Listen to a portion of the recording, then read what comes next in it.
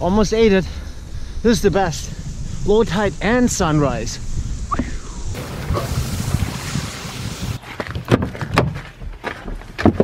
Alright. What a game changer. 360 cameras. I want to talk about why you're going to buy one. And it's going to be the best day of your life when you do. But let's have breakfast first.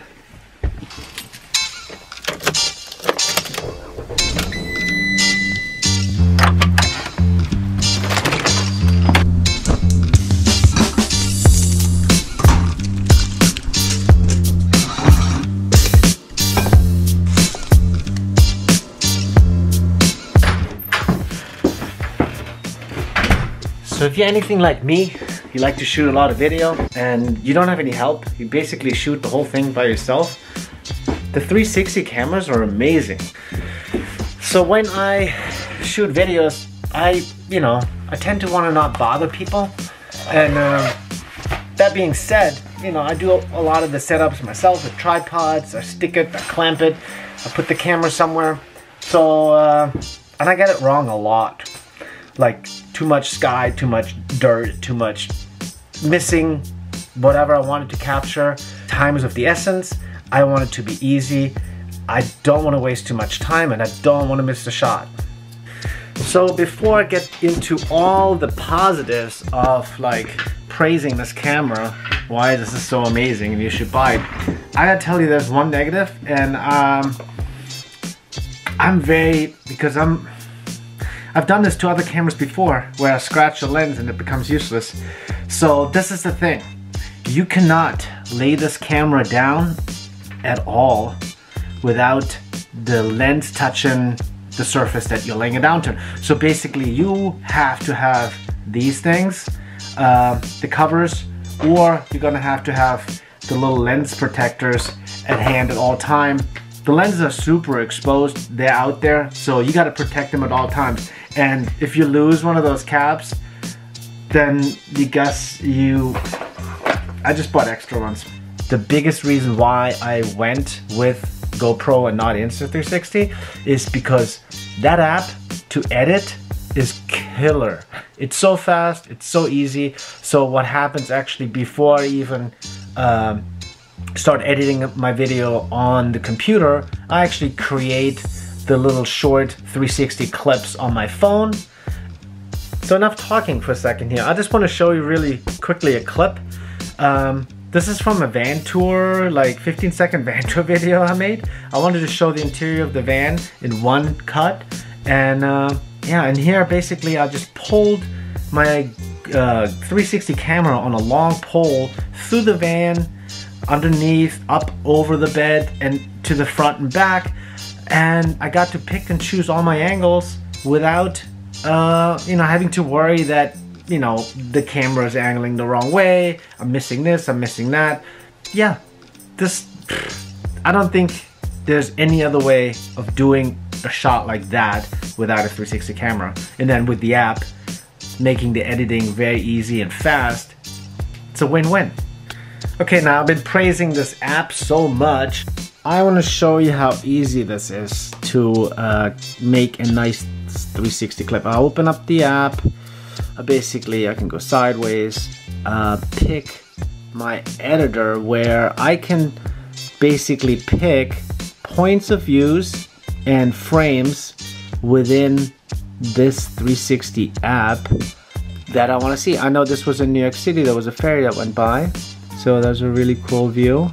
So I want my first image to be that. Then I'm gonna go 5 seconds, 7 seconds. I follow this guy. So I want to pan with the ferry for 6 seconds. So, and then, oh, hold on, I got it selected. Then I'm gonna start panning out backwards because I was riding my bike basically on the bike path as this fairy was riding, well, swimming, driving right by us in the park. So it was really cool. It's a cool view. And yeah, so then he hit another frame at 15 seconds. And yeah, the park was basically on the left of us. There was a bike race going on. Yeah, see, there's the riders going by. So I think that would be cool to have that. And then I can just, you know, straighten it out again. And that would be my last frame. I can go back and look at what I made. If I like it, what I created, then it's very easy to upload and save this. I'm actually going to upload, save it, and put a better version of this on in this video, so you don't have to watch this janky phone footage. But that is basically an easy run. So you can save it. It says render video. The rendering will take a couple of minutes. Actually, let's see how long it takes. Alright, so that really didn't take all that long. That took maybe like 30 seconds to make that clip. Video is now in my app gallery. Alright, so then I can go to my, close that, go to my app gallery. There it is, 32-second clip.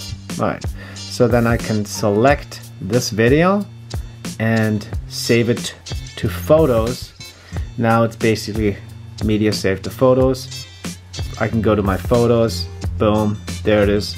I can here watch it now on my phone. I can share it to wherever I want to share it to. I can also transfer that file very easily to my computer and, you know, put it in other videos, chop it up, do whatever I want to do. But it's an easy way to deal with the 360 clips in your phone, in your application, before you even, you know, get it to your computer. You can get the app on your laptop too, and you can do the same editing features on your laptop, but I just like to keep my laptop a little cleaner without all this clutter. So the phone works great. I got the Plus phone, so I got a little bigger screen. I think an iPad would be ideal. So yeah, I like it. Easy breezy, beautiful GoPro girl, whatever. Another thing about the GoPro MAX, the sound quality is really good. I mean, it's got plenty of microphones. I'm not the one with the 1, 2, 3, 4 microphones. I think it probably has even more. Jeez, I should look this up. I just checked on it. 6 mics. Yeah, it's got 6 mics, and you can basically choose if it's working on the one that the lens is working on, if it's working on 360, stereo, tons of audio options out there. So what I've noticed is that it's also, on the old GoPros, when you would move your hand on the handle, you could hear it, the microphone in the housing would pick up your subtle hand movement. And I don't have that on the GoPro 360, so I really like the audio quality that this makes. For me, major upgrade. I'm super thrilled about getting this 360 camera just in time for our adventure that starts next week. We're going to Nashville, Texas, Arizona, a mountain bike trip with the van. And yes, please subscribe, like, thumbs up, thumbs down, sure, whatever. See you on the flip side.